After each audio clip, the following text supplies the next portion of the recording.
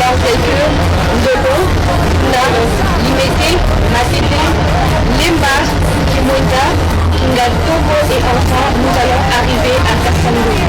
Nous vous souhaitons de passer un agréable voyage accompagné de notre équipe.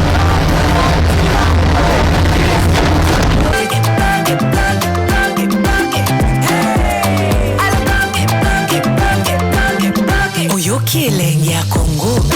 Tapez les mains, tapez les mains, tapez les mains, tapez les mains, tapez les mains, tapez les mains, tapez.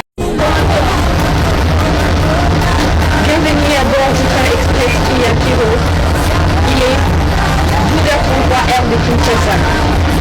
Nous vous annonçons le départ de la gare de Kinshasa, fil est, à Kassangoulou. Nous allons parcourir de Garzégur, Ndolo, Nam, Limete, Massété, Lemba, Kimoita, Kinga-Togo et enfin nous allons arriver à Kassangoulou.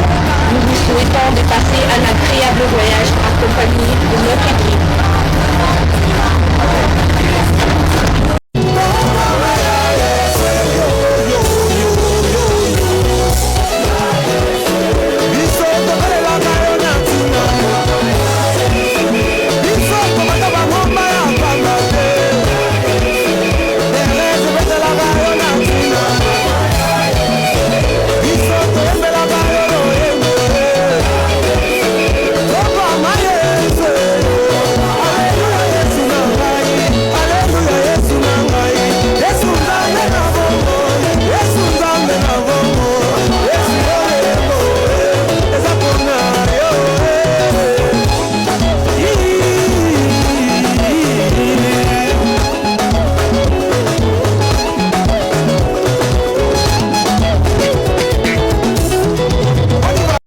Onatra relance les premiers voyages de l'axe Kinshasa-Matadi, premier train express au départ en présence du directeur général ainsi que de passagers.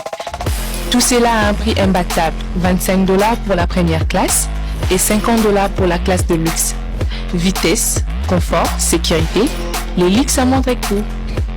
Ça fait longtemps qu'on n'a pas pu voyager entre Kinshasa et Matadi, et que la population est en souffrance avec les embouteillages qui sont sur la voie qui relie entre Kinshasa et Matadi. Et là, nous sommes très contents de la reprise des trains et surtout que c'est une promesse du chef de l'État et la volonté du gouvernement de la République.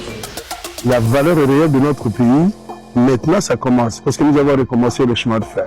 Et quand on parle voyageurs, c'est un élément apparent, c'est pour nous. Mais ce qui est plus important, ce sont les trains marchandises que nous avons déjà démarré. Donc je pense que l'ONATRA est en train de renaître de ce centre. C'est le seul mot que je peux dire aujourd'hui.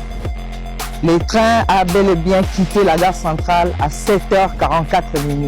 C'est un nouveau produit en phase de lancement. Alors notre attention est portée sur le produit train express.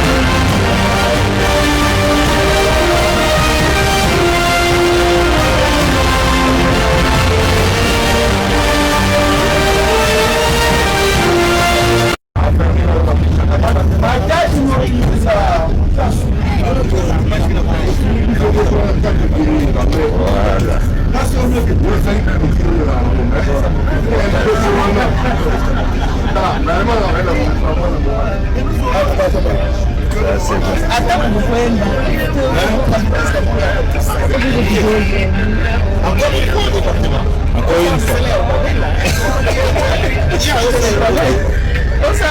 Je vais envoyer les bons. Je vais envoyer les bons.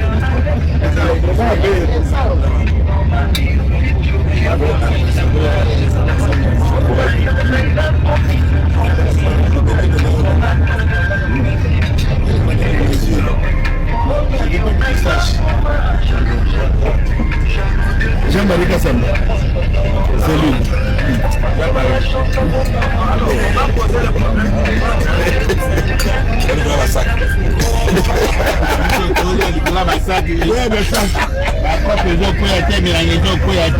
Kopo ezokoya Moulangélien mais Nicolas Bassak. Ça se passe Nicolas Bassak.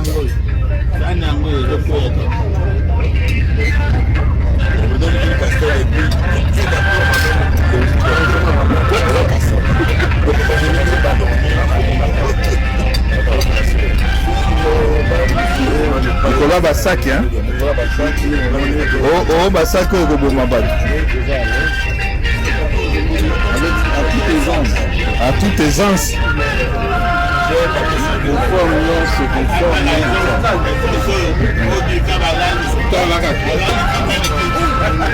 Vous avez Nicolas Bassak.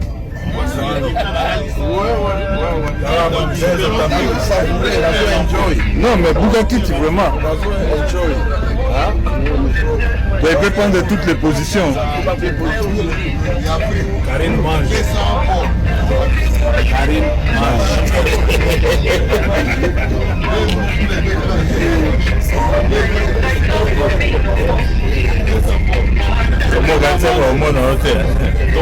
vous mangez Nicolas Bassak.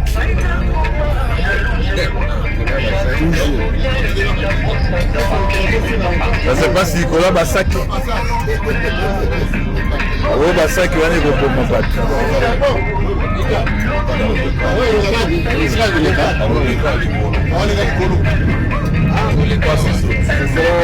Voilà.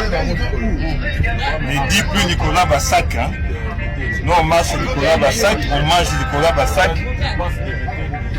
Ça fait 100 ans qu'on maîtrise la voix. Hein.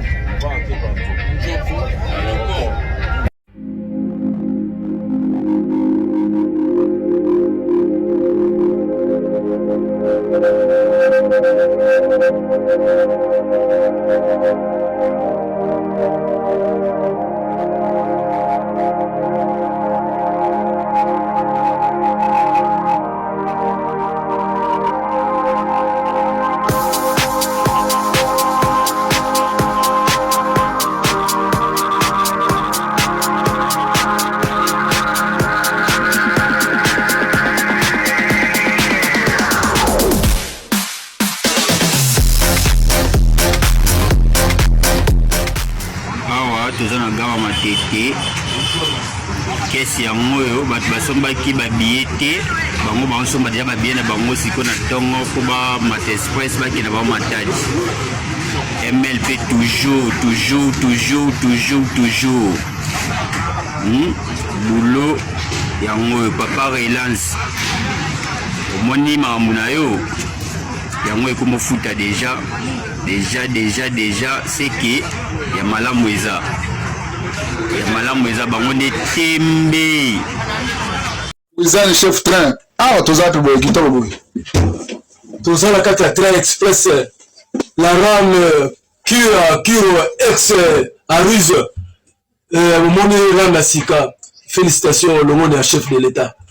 Vraiment tout s'attendait que tout comme a eloko ya boye mais vraiment le monde na yokolo chef de l'état umela. Toza la carte ya cabine ya chef train. Donc yango train bandokeni Matadi aller tout Kinshasa Matadi. Donc awa toza la cabine ya communication nyonso ezali communication automatique musique ezali awa musique aucun matonné c'est zéro aucun yolo c'est zéro yaka na train oyoka musique ya lolenge ya boye musique matonge kosa matonge kotela mata mokete yaka na train rame oyo babengi rame kia kiro ex arise rame oyo chef de l'état ainokeraki kitoko ya boye okomona yango wapi loko eza lokola oza na avion yaka omona mokili ndolenge ezali kitoko ya boye merci tout ça la carte à train merci monsieur Ngouzane chef train oui celui-là ok likambo na yo nayebaka te nabangaka eloko nini mpo nayebisa yo okomisanga mapie opesaki na moni yo soki nangelingaka vertibi lelo nakokanga motema nayebisa yo motema monga moponi motema moponaki yo asolo vertibi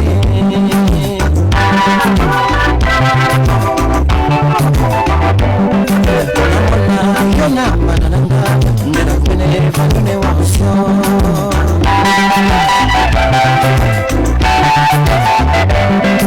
balikaba kamya na foto bakamyo kitoko eleki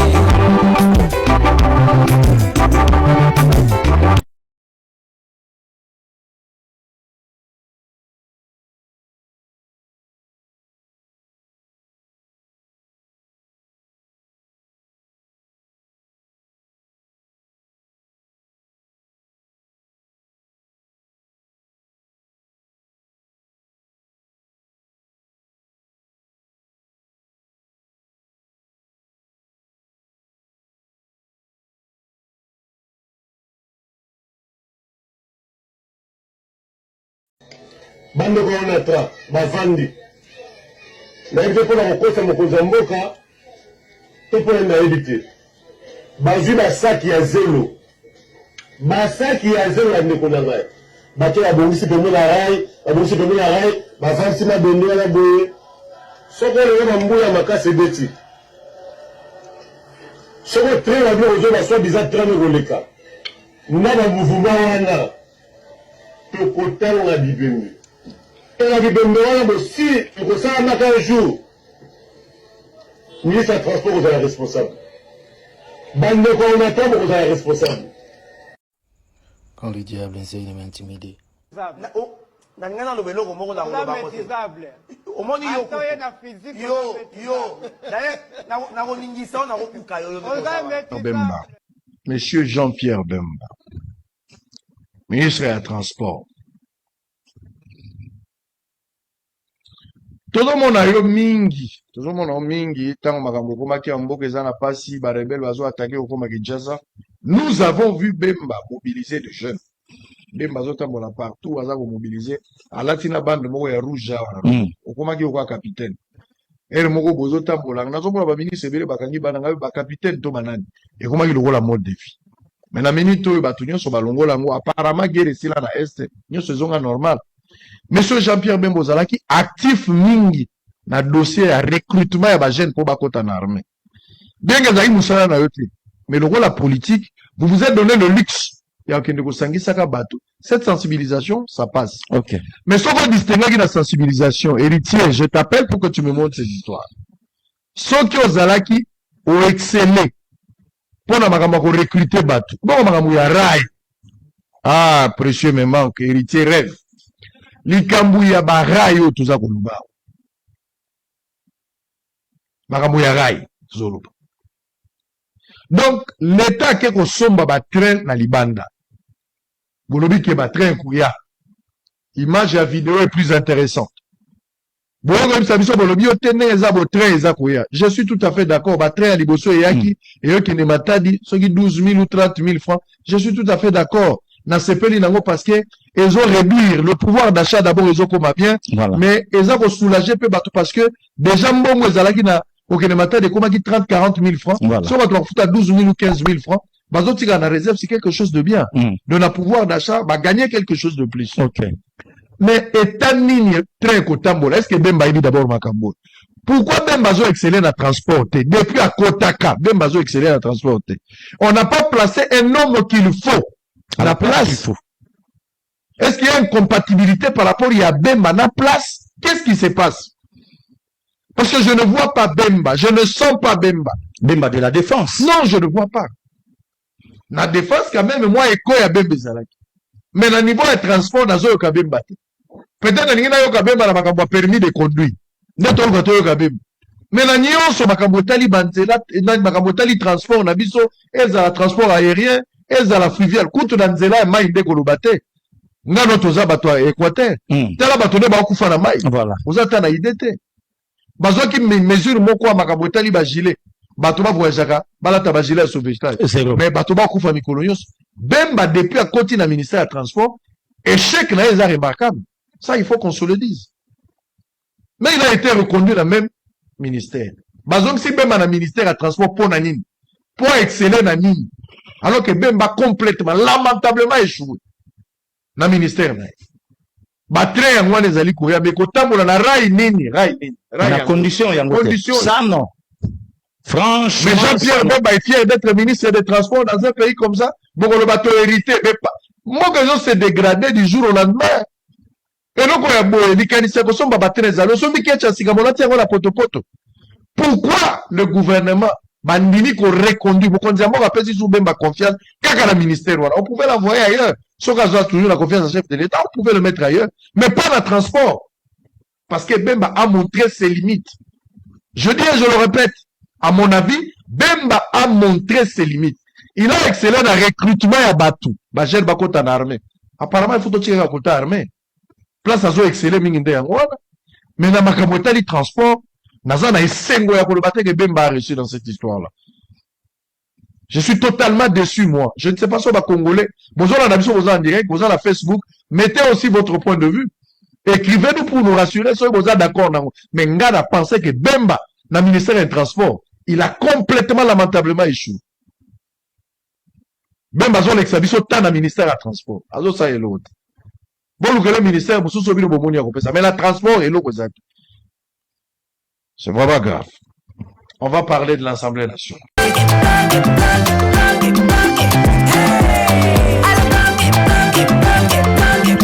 Oyoki elenge ya Congo